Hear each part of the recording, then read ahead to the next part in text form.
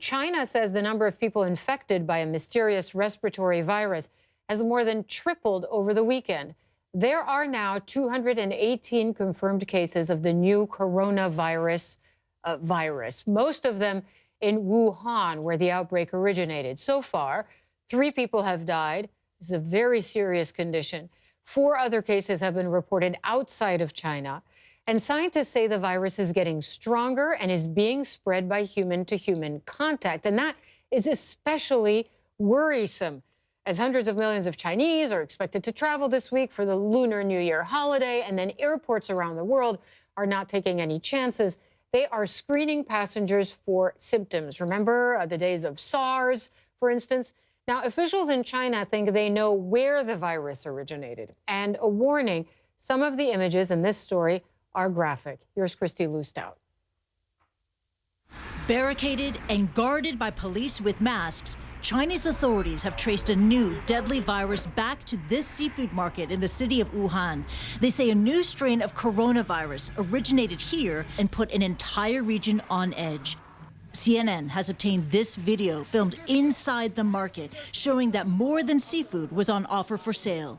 Images of the market from early December taken by a concerned customer indicate it was apparently selling other live wild animals, including skinned birds, snakes, and raccoon dogs, sparking concern that the virus might have been transmitted from animals to humans. CNN has not independently verified this footage posted on Chinese social media site Weibo, which has since been deleted by government censors, according to the poster.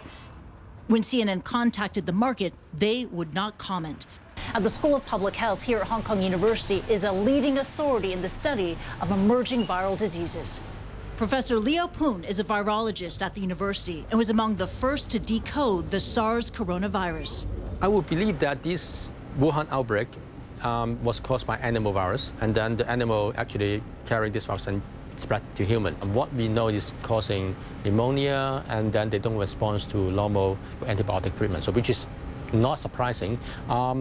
But then in terms of mortality, SARS killed 10% of the infected individual. Between 2002 and 2003, SARS infected more than 8,000 people and killed 774 in a pandemic that reached 37 countries.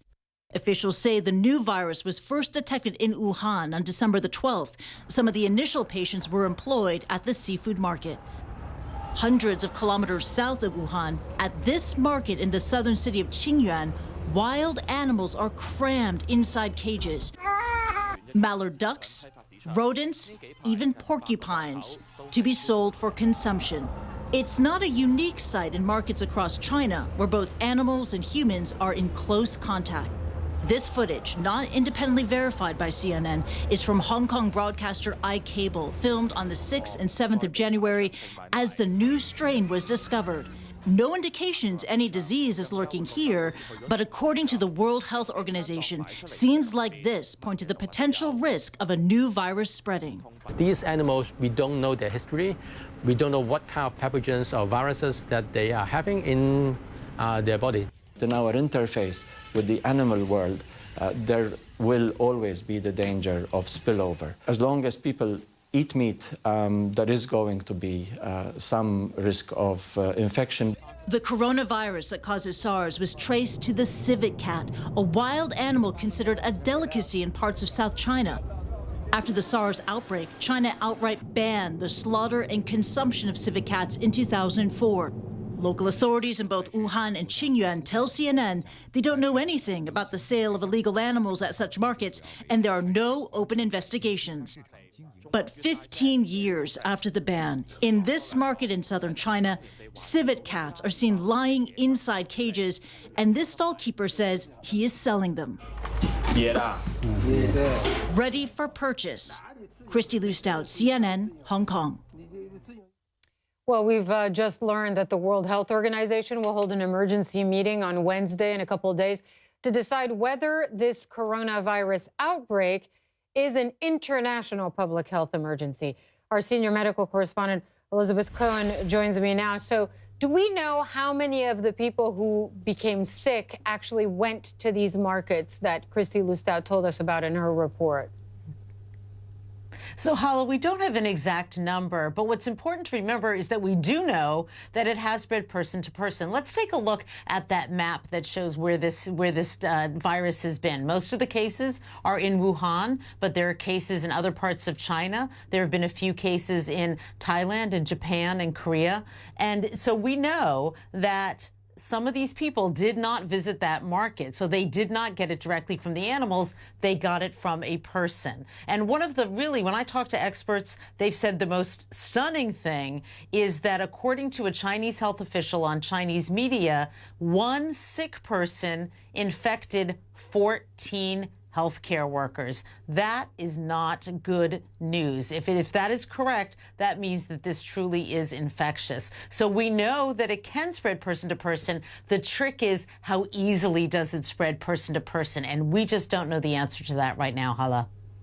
So that being said, then, are officials concerned? We all remember SARS. We all remember these outbreaks. Are officials concerned that this could be another SARS?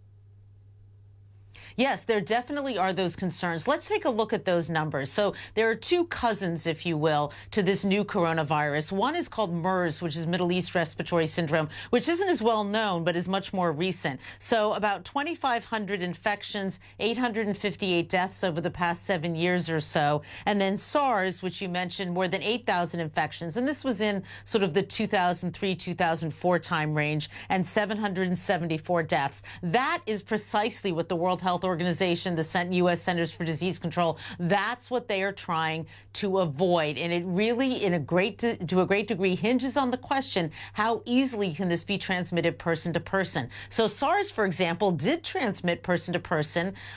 Fortunately, if you can call it that, it was a little bit difficult. It was people who were hugging and kissing who gave it to each other, people who were sharing forks and knives. Your likelihood of getting it from just passing someone on the street, it wasn't that kind of action that was giving it. That was spreading it, rather. So in this case, we just don't know. Can you get it if you just hug or kiss someone? What kind of contact do you need in order to spread person to person? Because we do know that it does spread person to person. All right. Well, we are going to keep a close eye on this. Thanks very much for that.